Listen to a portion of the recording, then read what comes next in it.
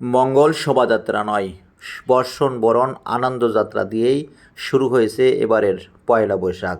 আর এই পয়লা বৈশাখের সবথেকে বেশি যেই বিষয়টি গুরুত্বপূর্ণ এবং উঠে এসেছে তা হলো ফ্যাসিস্ট আওয়ামী লীগ সরকারের মুখাববির আকৃতি।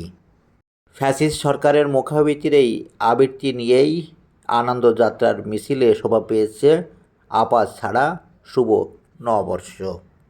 বাঙালি মুসলমানদের ঐতিহ্য সংস্কৃতির এই পয়লা বৈশাখকে পাশ কাটিয়ে দিল্লির সংস্কৃতি এই বাংলাদেশে ঢুকিয়ে পয়লা বৈশাখকে ছায়ানট থেকে শুরু করে হিন্দুত্বের নানা অবকীর্তির চিত্র আমাদের মাঝে তুলে ধরাই ছিল দিল্লি এবং বাংলাদেশ সরকার অর্থাৎ ফ্যাসিস্ট আওয়ামী লীগ সরকারের প্রধান কাজ।